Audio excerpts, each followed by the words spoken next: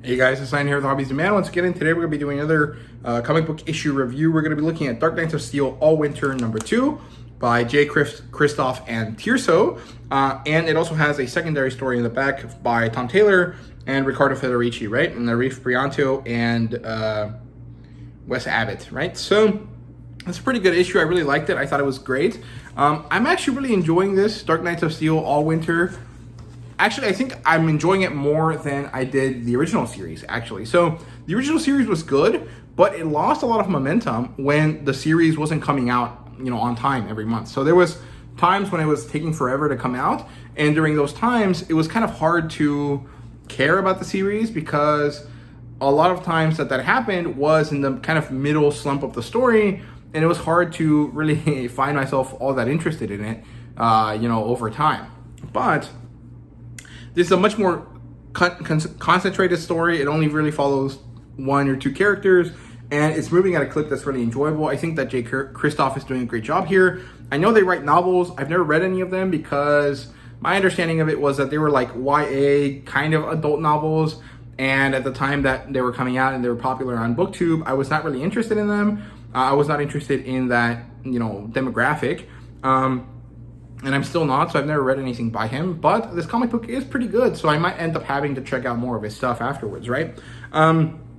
So yeah, the main story starts in color. We get to see Adeline was beautiful and full of life, and then full of anger after some undisclosed situation happened between Slade and her, right? And she tried to murder him, and then he left. Then we return to black and white, where we get to see that Adeline was hurt from last time, and Alec, the boy, asks Slade for help. And Slade initially doesn't want to help the boy, and then he kind of gets angry and ends up telling the kid to move away, and then he gets to helping her, and he manages to do his best to heal her. They go back to the inn where they were staying, and we get to see that time has passed because later Addie wakes up. She's naked, and she's very hurt because she has some wrappings around her body, and she's very, very angry, and she gets mad at Slade for getting her naked, and he's like, dude, I needed to heal you. I've already seen it before. There's nothing wrong here, get over it, right? And it's a bit funny. It's also a bit ridiculous, but it worked for me. I thought that was a good bit of characterization there. And then he tries to ask her what she's doing, and she's like, I'm not going to talk to you about that. But she manages to at least give him some idea, right? And Alec interrupts him to try to get them to stop fighting. And then she decides that they must travel, that they must leave. She lets slip where she's going, and Slade tells her, hey, that's suicide, don't do that, that's a bad thing to do. And she's like, I don't care, you'll have no bearing on what I do, I'm gonna do it anyway. And she leaves with Alec on a horse, and they go off, right? But Slade is not satisfied with the way that interaction went, and so he follows them from afar, so they won't know that he's there, but he follows him enough that when Addie and Alec find travel, after a peaceful bit of traveling, they're stopped by Rose, who is, I think her name is Ravager in the comics. She is Slade's daughter. She's dressed just like him, except she has these weird little shields over her boobs instead of chainmail, which is pretty funny. And she has this pretty interesting fight with Addie. Addie is losing, and then Slade throws his axe to stop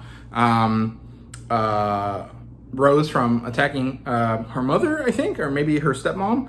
And then they have another awesome fight. Rose ends up kind of crucified by a tree.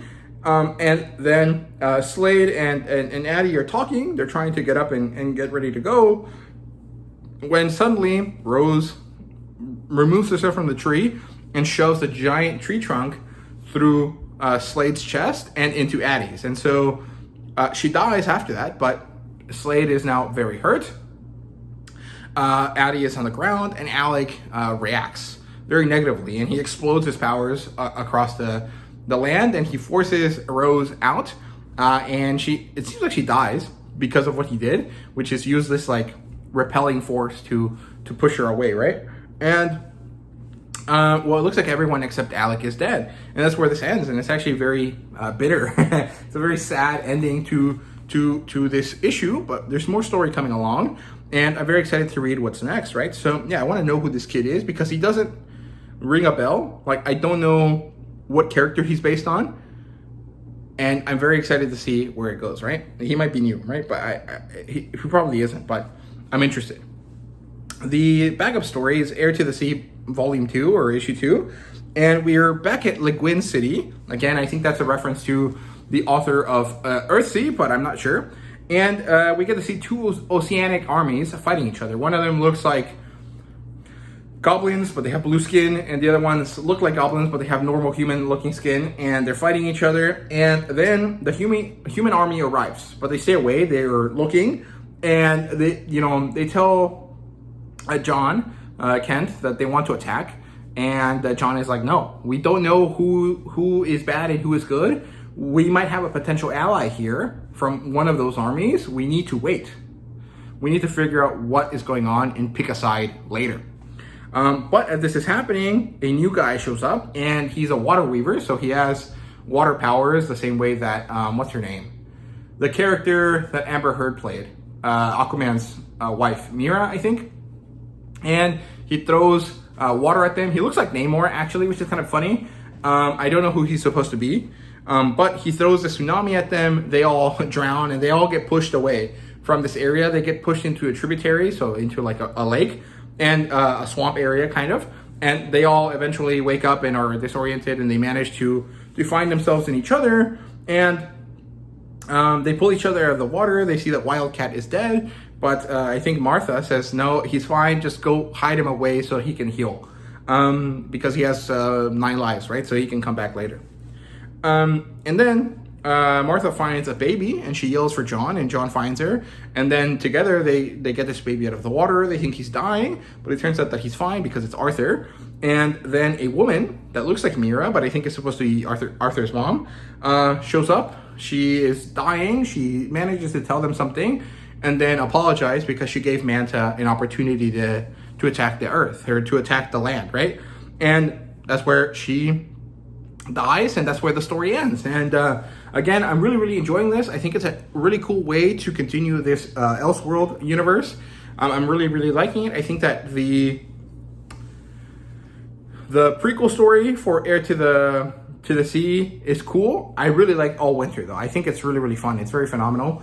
And I'm really liking the styling of the black and white with bits of color here and there. I think that's really, really good, right? So yeah, those are my thoughts on Dark Knights of Steel Allwinter issue 2. Let me know what you thought down below. Thank you guys very much for watching, and see you guys later.